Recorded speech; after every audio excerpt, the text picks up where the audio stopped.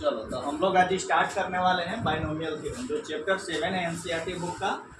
और binomial theorem में एक टॉपिक आता है, उस टॉपिक का नाम है, पहले उस टॉपिक को देखेंगे उसके बाद बाइनोमियल थ्योरम हम लोग देखेंगे ना। तो बाइनोमियल थ्योरम का जो टॉपिक है पहला, इसको जानना जरूरी है हम लोग। जैसे इसका नाम है पास्कल ट्रायंगल, पास्कल ट्रायंगल। अब पास्कल ट्रायंगल इसमें हम लोग जानेंगे। अच्छा, ये पास्कल ट्रायंगल, जैसे ट्रायंगल मतलब तो हम लोग जानते हैं क्या होता है ट्रायंगल मतलब त्रिभुज। और ये पास्कल साइंटिस्ट का नाम था, और जो साइंटिस्ट थे ये यूज किए थे इसका। अब जैसे कि तुम लोग से कोई पूछ दिया जाए कि बताओ भाई a प्लस बी का होल स्क्वायर क्या होता है, तो हम लोग तुरंत भर में याद रटाया हुआ चीज़ है, तुरंत भर में बोल देते हैं कि a square plus 2ab plus क्या हो जाता है b स्क्वायर। अच्छा, ये भी अगर कोई पूछ दिया जाए कि a प्लस बी का होल पावर क्या चाहिए 3, नहीं तो 3 है तो क्या इसको कर देंगे, तो a cube plus b cube plus 3a square b plus 3ab square. लेकिन जैसे ही अगर कोई पूछ देगा कि बताओ भाई a प्लस बी का whole power 4, a plus B का whole power 5, a plus B का होल पावर क्या चाहिए 6, तो हम लोग सड़क भथुआ थ्योरम को बना दें, क्योंकि हम लोग कब तक याद था, इतना ही तक हड़प्पा सभ्यता से हम लोग याद करते आ रहे थे इसको। अभी तो याद है नहीं, ये याद है नहीं, तो याद करने से मतलब नहीं है। पास्कल ट्रायंगल जो होता है, चाहे बाइनोमियल थ्योरम हम लोग के, वो हमें क्या देता है कि किसी भी a प्लस बी के होल पावर n का वैल्यू दे देता है। मतलब n के जगह पर कोई भी नंबर ले लो, 2 3 4 5 6 7 8 9 10 कुछ भी ले लो, तो a प्लस बी का होल पावर n का वैल्यू हमें देकर जाता है पास्कल ट्रायंगल या बाइनोमियल थ्योरम। तो वही चीज हम लोग के सिखा के दिखाएगा। अब जैसे क्या होता है पास्कल ट्रायंगल, उसके बारे में हम लोग जानने के प्रयास करेंगे ना, तो थोड़ा समझने की प्रयास करेंगे कि पास्कल ट्रायंगल होता क्या है। इसका आकार जो है ना वो त्रिभुजा आकार जाता है, ट्रायंगुलर आकार जाता है। जैसे बात समझना, अगर हम बात करें इसका, तो सबसे पहला नंबर पास्कल ट्रायंगल में क्या काम करेंगे कि यहाँ पर स्टार्टिंग में 1 लेंगे। क्या लेंगे 1। अभी 1 के बगल में भी हम लोग यहाँ 1 ले लेंगे। ध्यान से समझते चलना है, देखना ध्यान से। 1 यहाँ पर भी 1, और इसके साइड में 1 साइड में।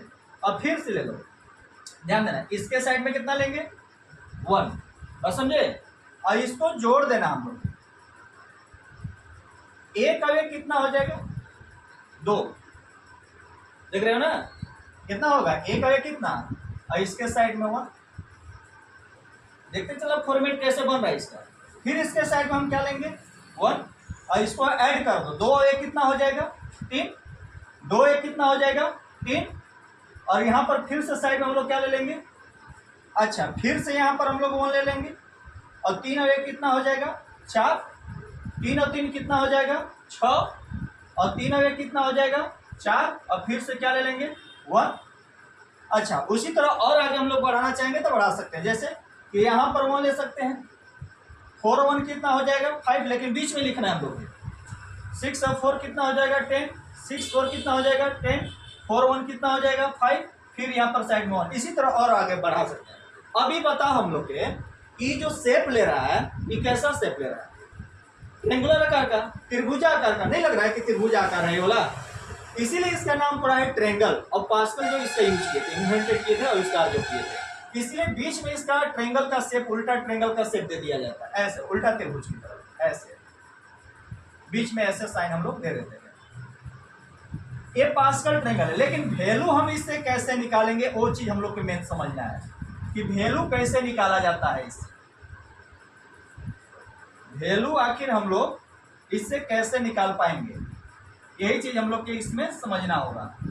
ठीक है, तो अब समझो, पहले हम वैल्यू तुम लोग के निकालने बता रहे हैं। जैसे पहला नंबर हम लोग रटाया हुआ है कि a प्लस बी के होल स्क्वायर बराबर क्या फॉर्मूला होता है, a square plus 2ab plus क्या चीज b स्क्वायर। लेकिन ये कैसे आया, पहले बात समझना। इसमें एक कंडीशन दिया रहता है, वो कंडीशन को याद रखना पड़ेगा कि जो a का पावर रहेगा, a के पावर वो घटते चला जाएगा, घटता है मतलब डिक्रीज होते चला जाएगा, और जो b का पावर रहेगा, b के पावर वो क्या होता है बताओ तो, बढ़ता है मतलब इंक्रीज होते चला जाएगा।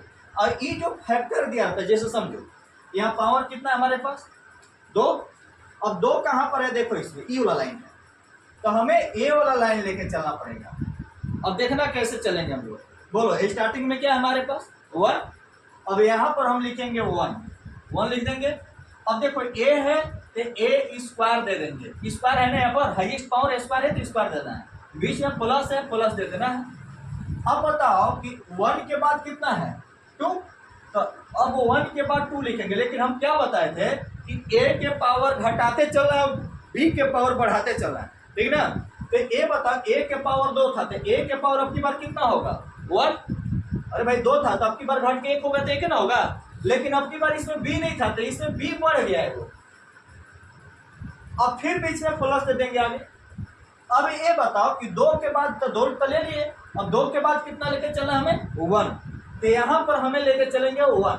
अब ए के पावर 1 था तो ए के पावर क्या हो जाएगा 0, क्योंकि ए के पावर घटाते चल रहा है लेकिन बी के पावर बढ़ाते चल रहा है, तो बी के पावर 1 था तो बी के पावर कितना हो जाएगा, और थोड़ा सजा के लिख दो, 1 से ए स्क्वायर में गुना करेंगे तो ए स्क्वायर हो जाएगा, 2ab तो 2ab हो गया। और देखो किसी भी फंक्शन के पावर अगर 0 रहेगा, किसी भी चीज का अगर पावर 0 रहता है तो उसका वैल्यू कितना होता है 1 होता है, इसका वैल्यू 1, यहाँ भी 1, तो 1 से बी स्क्वायर में गुना करेंगे तो क्या हो जाएगा, देखो तुम्हारा फॉर्मूला यही तैयार होता है, ए स्क्वायर प्लस 2ab प्लस क्या चीज बी स्क्वायर। अभी छोड़ो, अभी और आते हैं, जैसे कि हम लोग के पास आते हैं a प्लस बी का होल पावर कितना आ जाते हैं 3।